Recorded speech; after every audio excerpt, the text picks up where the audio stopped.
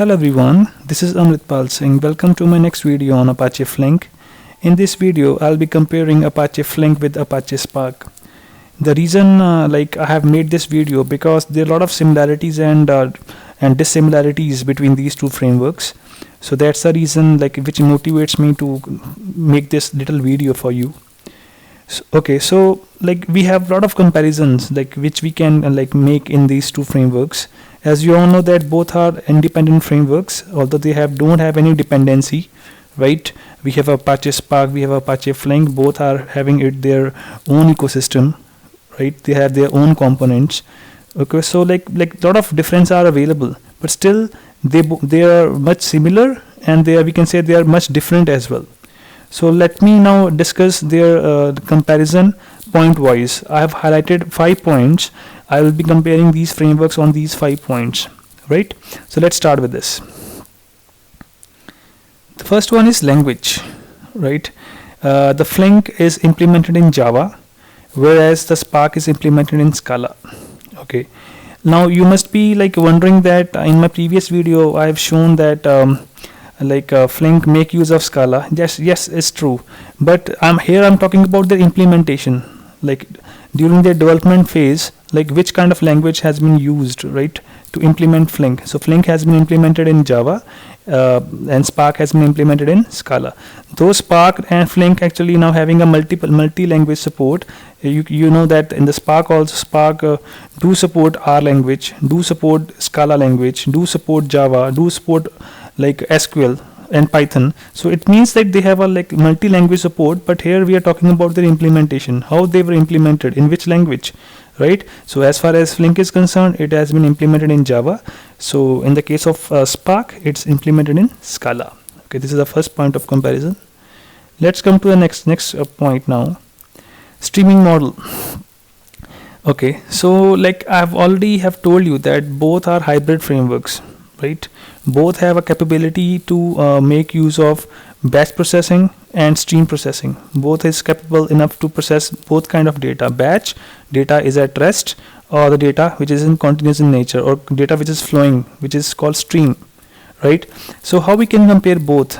In the case of Apache Spark, although we say that the Apache Spark is capable enough to process the streaming data, but the thing is Apache Spark is not true streaming processing engine, right?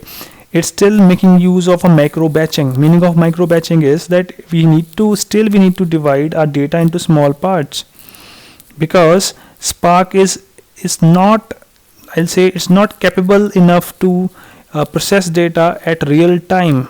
Real time meaning is still it is making use of some micro batches behind the scenes. It means there will be higher latency, there will be higher delay as compared to the Flink. The Flink, on the other hand, actually make use of these 2 points which are mentioned here, windowing and checkpointing, and its streaming model is based upon these points. So in the case of Spark, it is making use of micro batching, but Flink actually process data as soon as it gets in to the system. It means there will be lesser, there is a next to negligible latency as far as Flink is concerned. So if we talk about the streaming model, Spark streaming model is based upon micro batching. I hope now you are clear with the term micro batching, that we need to divide our data into small batches, which is called micro batches. As far as Flink is concerned, it doesn't require any micro batching to be performed, but it is based upon the windowing and checkpointing. Actually, the checkpointing meaning is Flink actually has a capability to support fault tolerance, right? There we use the concept of checkpointing. Checkpointing meaning is that in case of any failure, we don't have to start from a scratch. We need to be start from where we left off, because we are keeping the states in picture. We keep on saving the state. Other point is windowing. The meaning of windowing is here we are talking about the time motion, right? So in this case, both concepts actually we make use of in the case of Flink, and I'll be creating a separate window in which I'll be talking about the different type of windows supported by Apache Flink. One of the window is streaming session window, right? Like in the case of, let's suppose if I'm making use of some e-commerce website, right? In an e-commerce website, I'll be filling my credentials like in the form of debit card or credit card, right? Then I'm having some very small time window in which I need to like do my transaction. Here we use some window concept, right? This is called session window.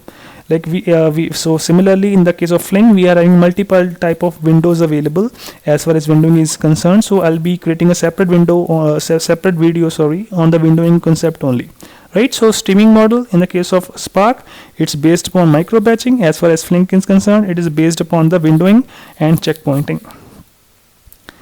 Next we have our real-time processing, right? The real-time processing meaning is that, like as I've already said, that as soon as data comes into the system, comes into the picture, we need to process at the same instance, right? That's the reason Flink is true real-time processing framework. It doesn't give you latency, right? As soon as data gets into the system, it just start processing the data, right? But in the case of Spark, it's not a true real-time processing engine. As I've already said, that it's a near to real-time processing framework. Okay, so like although it actually appear to the user, it's give a illusion that Spark is doing the real-time processing, but it's not. Like if we just like if we see in like in a more detailed manner, we'll get to know that it's a near to real-time processing framework, because behind the scenes it's making use of micro batches, right? So in this case, the clear winner is Apache Flink as far as real-time processing is concerned. Next is basic abstraction. I hope you know the meaning of basic abstraction, that in the case of the Apache Spark, if you are from an Apache Spark background, like the basic abstraction which we use in the Spark is RDD. RDD stands for Resilient Distributed Dataset. Okay, in the case of the Flink, the basic abstraction that we use in the form of dataset API and data stream API. Right, like in the case of the Apache Spark, everything will be done on the basis of RDD only. Like let's suppose if we read the data from a file, it create a RDD. If we do some transformation, it will create a separate RDD. In the same way, when we read a data, in the case of Flink, it will create a data set. Right, if we perform some transformations on it, it will result into another data set. Right, so like in the case of the Spark, we have a RDD as a basic abstraction, but in the case of the Apache Flink, we have a dataset API or data stream API as my basic abstraction. Though actually both things are quite similar to each other, because like the way we create a RDD from a root parent RDD to the child RDD, the same way we can create a one dataset. From a dataset we can create a further dataset, and so on. And both actually supports transformations in the form of map, flat map, filter, and this and that.